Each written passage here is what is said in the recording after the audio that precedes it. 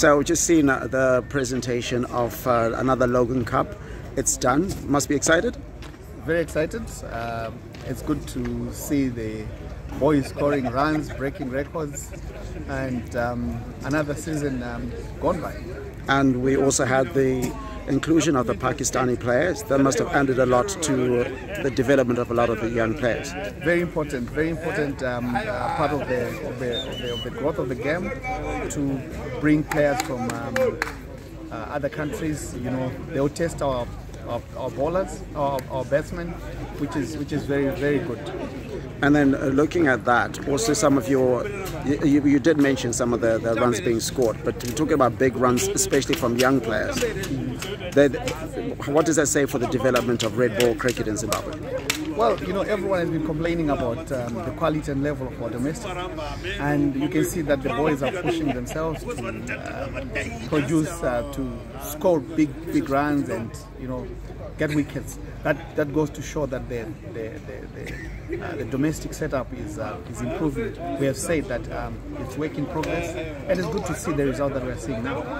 And there's a big test coming next year. Is this the good time to start? Do you believe this is now part of that journey, so that you can be ready for the England test? Certainly. These are the baby steps that we are taking in preparation for that big test in England 2025.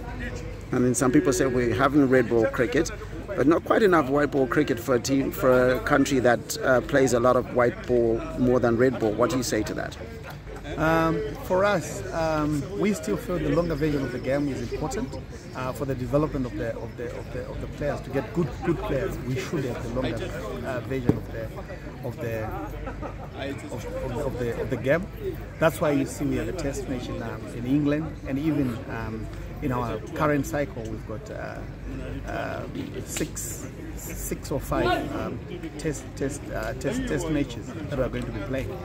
And then you've got Durham coming back again. What does that say about, is that in the continued thawing of the relationship between Zimbabwe and England?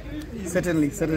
Our relations with the ECB it is now at a better level. I mean, Durham is coming for the second time. We look forward for other counties to be coming, and of course the A side will be touring England, and then of course the test match. So yes, it's a good sign. The relationship is flowing. Obviously a disappointment for not qualifying for the World Cup, but should fans expect a lot more cricket this year? Certainly very disappointed. We should be going to the US and the West Indies.